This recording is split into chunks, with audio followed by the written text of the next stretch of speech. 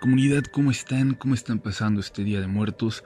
Esperamos que bien, esperamos que recibiendo a los que ya no están, que hoy tienen permiso de volver a visitarnos.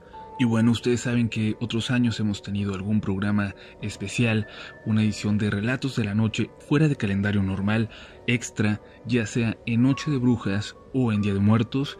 Y bueno, este año decidimos que las dos fechas las merecían. Ha sido un año difícil, un año muy duro, pero ahí vamos, poco a poquito y todos juntos. Y así, todos juntos, comunidad, entramos a las historias de hoy. Si tú tienes una, compártela con nosotros, ya que puedes ser el siguiente protagonista de Relatos de la Noche. Hola, comunidad.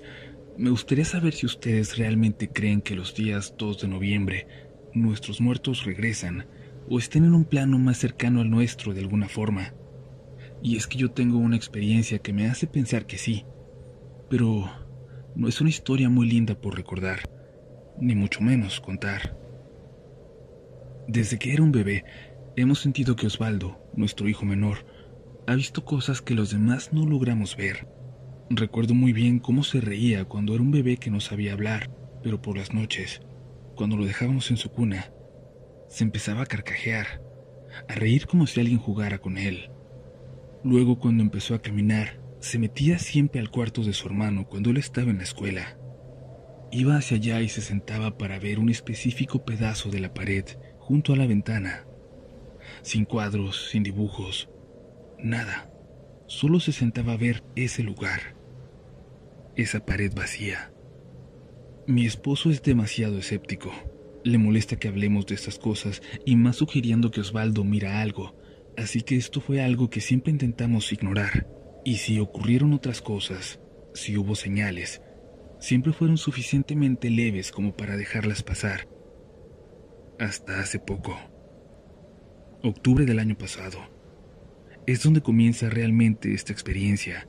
Para ser exactos, cuando Osvaldito, ya de 7 años, se fue a dormir una noche con nosotros sin decir nada. Lo vimos hasta normal, a veces lo hacía, pero en la mañana notamos que se había hecho pipí en su cama. Se cambió y corrió solito a nuestro cuarto. Nos pareció muy raro porque nunca había pasado, nunca había mojado la cama y cuando algo lo asustaba solía despertarnos. Todo fue muy raro, y por más que le preguntamos qué había ocurrido, él se negaba a responder. Hasta un día que salimos de casa, nos dijo que había un viejito en su cuarto, un viejito que no lo dejaba de ver mientras se reía. Se burla de mí, dice cosas muy feas de ustedes, de todos nosotros, decía Osvaldo. Se negaba a estar en su cuarto, pidió dormir con su hermano, pero en cuanto se quedaba solo por alguna razón, de repente corría para encontrarse con cualquiera de nosotros. No soportaba estar solo, y ya se hacía pipí casi todas las noches. Empezamos a dormir menos por estar más al pendiente de él. Llegamos a escuchar que su hermano le preguntaba cosas en las noches. ¿Dónde está? Dime dónde está, dónde lo ves, y yo voy a hacer que se vaya, le decía. Su hermanito era apenas 3 años mayor, pero estaba convencido también, como su padre, de que todo lo que veía el niño era producto de su imaginación. Pero el señor lo seguía visitando todas las noches. Por lo que nos dijo, después de casi obligarlo, ya desesperados, veía al señor andar por la casa, quedarse en los rincones oscuros todo el día, pero de noche, cuando apagábamos las luces, él podía andar por todo el lugar. Recorría la casa habitación por habitación, hasta llegar a la que fuera donde Osvaldo se encontraba, y entraba, a sonreírle, a mirarlo. En ocasiones no le hablaba, pero en otras sí, y Osvaldito hacía lo posible por no escuchar esa voz. Yo sí creo en lo paranormal. Yo sí he llegado a ver cosas, pero incluso para mí era demasiado. Pensaba que algo estaba mal con mi niño y empezamos a buscar entre los amigos alguna recomendación, un psicólogo o algo así que nos pudiera ayudar, al que pudiéramos llevarlo y descubrir el origen de este miedo. Pero algo pasó en esos días. Un 1 de noviembre, para ser más exactos. Una de mis vecinas me dijo que tenía que ir a ver el altar que estaban haciendo en la casa de atrás, justo detrás de la mía, pero por el otro lado de la cuadra. Nunca teníamos contacto con ellos a pesar de ser vecinos, y es que la cuadra está en desnivel. La casa de atrás está debajo de una pendiente muy pronunciada, y para llegar allá hay que entrar a una calle sin salida. Es decir, no hay por qué pasar por allá. Pero las palabras de mi vecina y su emoción me causaron curiosidad y fui a ver. Hacía años que no saludaba a mis vecinos. Cuando me acerqué vi a la señora terminando un altar enorme. De hecho, había varias personas tomando fotos, hasta de otras calles. En medio del altar, la foto enorme de su marido, quien yo no sabía que había fallecido. Una foto suya con una sonrisa tan rara que me parecía hasta macabra. Vecina, perdóneme, no sabía lo de su esposo. Mi más sentido pésame, le dije. La vecina me respondió que había fallecido iniciando octubre. Hasta pensé que se había dado cuenta, me dijo. Nos paramos con la carroza un momento frente a su casa antes de llevarlo a enterrar. Ante la duda que seguramente se dibujó en mi cara, continuó, diciéndome que esa casa había sido suya, que tenían ambos lados del terreno, y finalmente escogieron quedarse solo con el de abajo y vender el de arriba. Pero a su esposo siempre le gustó más la otra mitad, la que perdió, donde decía que había sido muy feliz, donde ahora era nuestra casa. Pedí permiso para tomar una foto de esa fotografía, con el pretexto de que el altar era muy bello y la señora aceptó sonriente. Pero no sabía si enseñarle esta foto a Osvaldo. Me daba mucho miedo que me dijera que, en efecto, como ahora yo estaba imaginando, ese señor en la fotografía era aquel que había estado habitando nuestra casa esas últimas semanas. Pero no fue necesario. Esa noche no pasaban de las 9, cuando Osvaldo fue hacia su cuarto, después de días de no hacerlo solo. Y luego solo regresó para avisarnos que ya se dormiría ahí de nuevo. ¿Todo bien?, le pregunté. ¿Ya no te da miedo? Ya se fue. Dijo que lo estaban esperando y se fue. Ya puedo regresar. No quise preguntarle más, y ese fue el último día en que dijo haber visto a aquel señor. Como si aquel altar lo hubiera llamado a su verdadero hogar, a con los suyos, olvidándose de este espacio. Y es que según Osvaldo, nunca regresó. Todavía conservo la foto del señor, la foto del altar. En su momento se la mostraré a mi hijo y obtendré finalmente esa respuesta.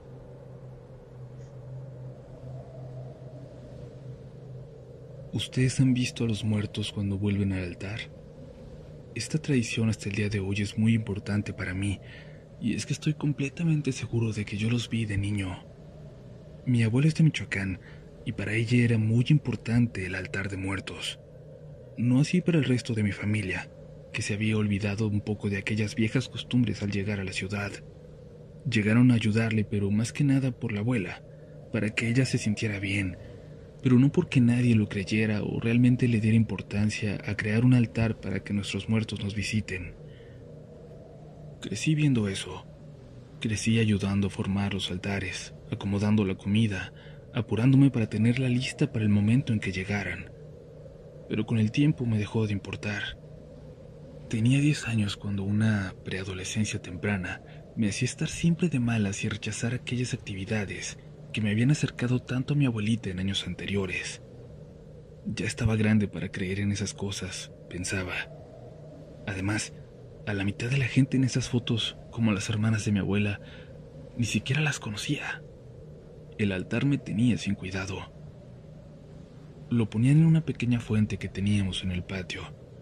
No se imaginen nada lujoso. Era una fuente en ruinas al fondo del terreno que nunca había servido.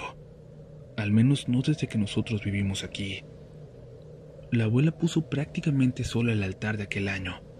La familia, mis papás y mis hermanos andaban trabajando, y yo me la pasé en la calle con mis amigos. De hecho, estuve viendo con mis amigos cómo la señora de la tiendita ponía su propio altar. Luego jugamos fútbol y me metí hasta que la luz dio por terminado el juego. Ya no veíamos la pelota. Entré y la puerta estaba cerrada. La abuela siempre cerraba la puerta que daba a la calle cuando estaba sola, así que me di la vuelta por el patio para entrar por la puerta de atrás.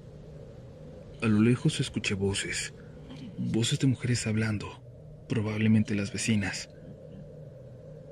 Cuando llegué a la puerta, las voces se callaron de repente y yo sentí algo. No sé cómo describirlo, más que decir que sentí miradas clavándose en mí. Volví mi vista hacia el altar de la abuela, al fondo del patio. Frente a él había dos figuras, como si hubieran estado sentadas en el piso y ahora volteaban hacia mí. Mi cerebro intentó encontrarles forma en fracción de segundos. Parecían ser dos mujeres con rebozo o con velo, todas de negro, con velos tapándoles la cara. Solo se veían las siluetas negras, aunque podía notar cómo estaban sentadas de frente al altar, pero girando de la espalda hacia mí. Entré corriendo buscando a mi abuela. Me preguntó que si estaba bien y yo no me atreví a decirle lo que acababa de ver. «Hace frío», me dijo. «Voy a hacer chocolate. Ahorita te doy. Puedes sacar también para ellos». Yo no sé si la abuela podía ver lo que yo vi, o si podía sentirlos, o si decidía creer nada más. No sé quiénes eran aquellas mujeres, o esas siluetas, pero decidí armarme de valor y salir con ella, con mi abuelita, y ayudarle a llevar el chocolate caliente. Sentía mucho miedo conforme me acercaba, pero al llegar frente al altar, vi con otros ojos todas aquellas fotografías, toda esa familia, toda esa gente que estuvo aquí antes y que ahora está en otro plano, pero que siguen siendo parte de nuestra historia, que siguen siendo parte de nosotros, de lo que somos. «Gracias por venir. Les trajimos algo para el frío», dije en voz alta.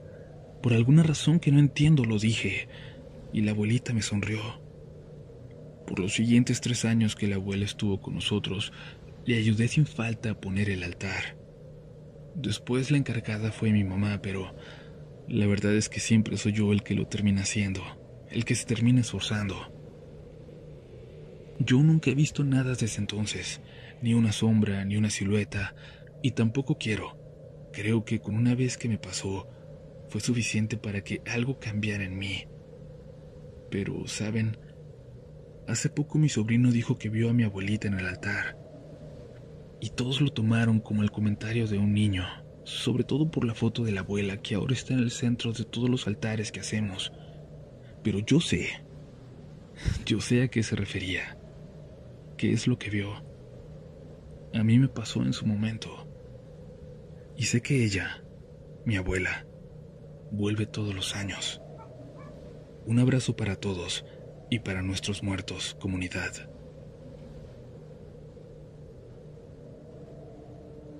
Quizás muchas personas tienen buenos recuerdos de los días de muertos, pero a mí me hace volver a la memoria una de las cosas más espantosas que he tenido que vivir. Es breve, pero me convencieron para compartir esta historia con ustedes, sobre todo mi hermana, que es la que escucha el canal, pero que se salvó por pura casualidad de haberla vivido con nosotros, o de haberla vivido ella. Mi abuela siempre nos contó que este día era un día importante. Lo tomábamos con respeto sobre todo, pero nunca hubo altares en casa. No pasaba de poner una veladora para una de mis tías, hermana de mi abuelo, junto a su foto y una taza de café. Pero cuando murió uno de mis primos, todo cambió.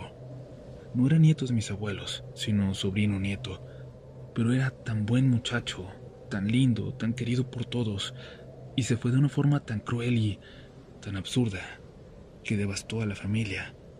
Y supongo que por eso todos nos dimos a la tarea de realizar una celebración grande en su tumba, para estar con él, y mi abuela fue la encargada de organizar la ofrenda. El plan era pasar toda la noche en el panteón, turnarnos para estar ahí, que no estuviera solo ni un momento, que nos viera a todos. Llegamos mi hermana y yo al panteón cerca de las 9. Habíamos dejado el carro en casa de los abuelos y de ahí caminamos. Estaba a medio kilómetro si acaso. Mi hermana se quedó preocupada por dejar el carro en la calle, No había luz en toda la cuadra, pero de una que otra casa salía la luz de las velas de los altares. La mamá de mi primo de nuevo no dejaba de llorar, de nuevo como semanas atrás cuando había fallecido y se puso tan mal. Cuando buscaron las pastillas para calmarla, se dieron cuenta de que las habían dejado con los abuelitos. Uno de mis tíos le dio a mi hermana las llaves de su carro y le dijo que fuera rápido por ellas. Pero cuando estaba por salir, un vendedor pasaba por detrás empujando su carreta de flores y no lo vio. Le pegó, pero no le pasó nada a nadie, aunque el carro del vendedor se quedó atorado en el auto de mi hermana y mis tíos se acercaron a ayudar. A ver, córranle ustedes por las pastillas de su tía, pero llévense el celular para que vean por si todavía no regresa la luz. Nos dijeron a mi primo y a mí, que sin pensarlo dos veces salimos corriendo porque mi tía se veía bastante mal. Ni siquiera notamos que no llevábamos las llaves de la casa hasta que casi llegábamos, pero mi primo sabía cómo brincarse y abrir. Llegamos a la casa y me quedé esperando detrás de aquel portón de madera, mientras mi primo corría hacia el terreno que aún está detrás de la casa, lleno de árboles, y por donde él sabía cómo saltar hacia adentro.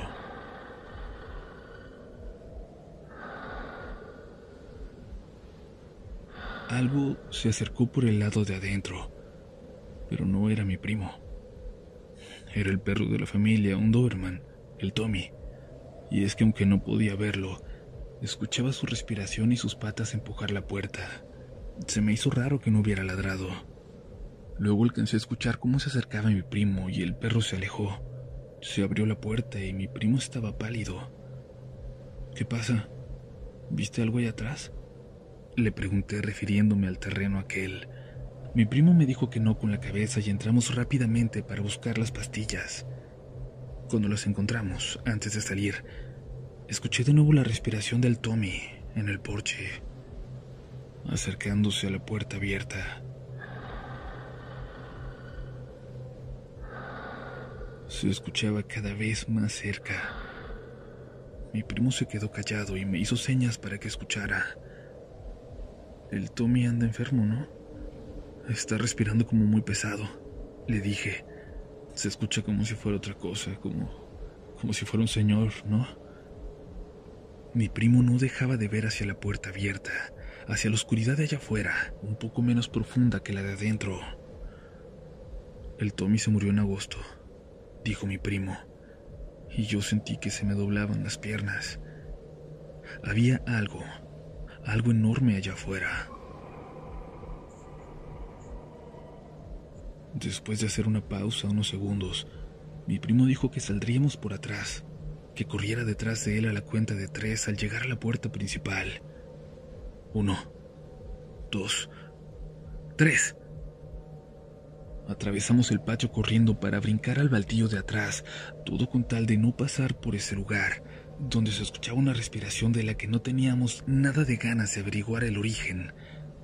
Pero entonces vimos algo.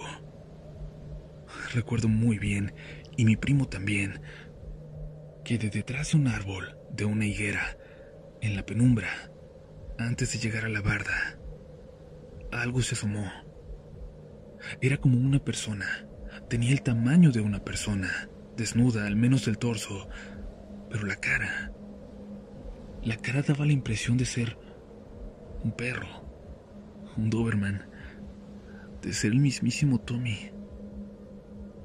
Recuerdo cómo caímos descompuestos del lado del baldío y sin detenernos seguimos corriendo hasta llegar a la calle y luego avanzar una cuadra más. Corrimos hasta que nos aguantaron las piernas y solo nos preguntábamos qué diablos era eso que acabábamos de ver. Llegamos sudando al panteón y nos agradecieron, pensando que habíamos corrido por la urgencia de llevar las pastillas nada más. Pero mi hermana notó que algo nos había pasado y me preguntó, pero yo estaba demasiado asustada como para poder explicar algo coherente. Lo que vimos, eso sí, era real. Es como si hubiera sido una persona con máscara, pero con una máscara demasiado realista. Una persona esperando sola ahí, en el patio de los abuelos, en la oscuridad. Incluso la idea de que hubiera sido un loco, nada más, me parece aterradora. Lo extraño es que esto lo vimos 2 personas, y luego mi abuelo la escuchó, la respiración, durante esa misma madrugada. Pero después, nada se volvió a escuchar. Aunque también debo decir que desde entonces no hemos pasado un 2 de noviembre en aquella casa. Siempre, por alguna razón, los abuelos terminan por salir, por no pasarla ahí. Gracias por escuchar mi historia.